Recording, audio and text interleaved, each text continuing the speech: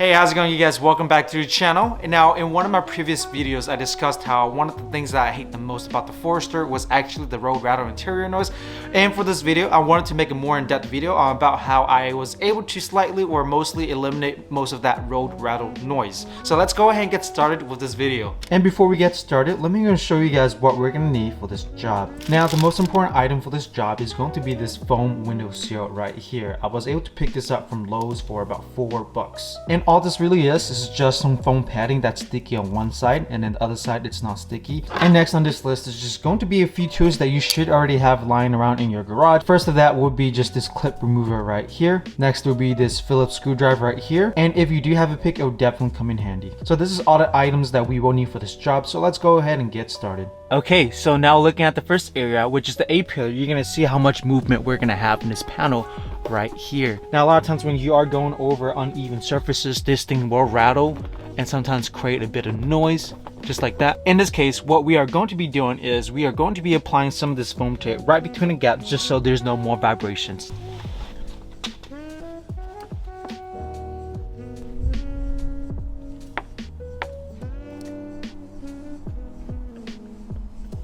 Alright, so the foam padding is in. You can see right here, and now if you try to move it, there's not as much movement anymore, and because of the foam insulation, there shouldn't be any more tapping noise as well. And obviously for the A pillar on the passenger side, you can do the same exact thing on the opposite side. But let's go ahead and get started with the second location, which is going to be the glove box. And for this fix, what we're going to do now is we're going to be applying more foam tape again. So let me go and show you guys how I'm going to apply this for the glove box.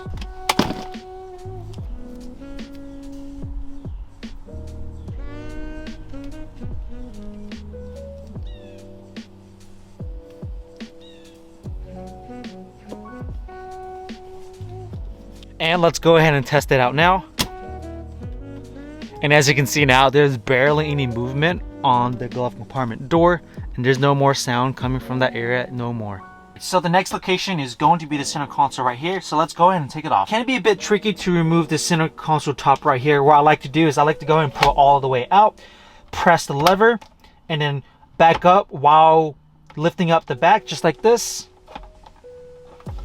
There we go, and just like that, it comes right off. And you can see right here what I've already done to the center console top right here, where I just applied a bit of foaming pads on each side. So let's go ahead and just put it back. But I do want to say that you should be very careful because all of these parts are just plastic, very fragile, so just be careful when you're doing this part.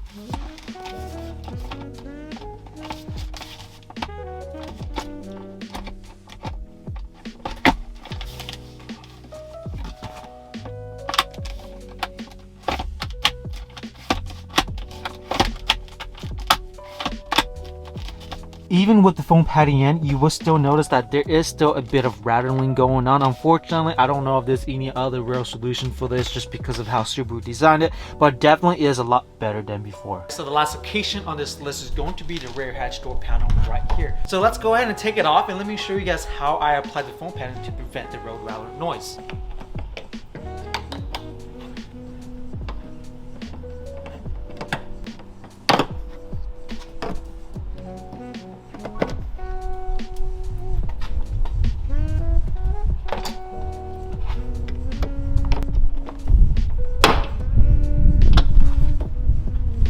Okay, so bringing you guys in for a closer look, you guys can kind of see where I just applied a crap ton of foam padding just everywhere, absolutely, on this door panel right here, over here as well. You can see just right there, all the way in. And then you look over here, I did apply some foam padding right there as well.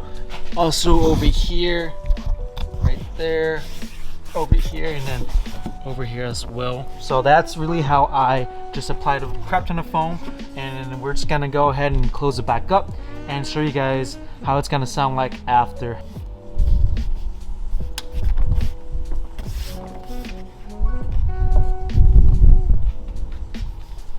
Alright guys, so that pretty much does conclude this video. If you guys found this video helpful or have any other questions, feel free to like or comment down below. And as always, if you guys want to see what happens next to XT, the 986, the 869Z, the 50, or the Macan, be sure to subscribe, and I'll see you guys next time.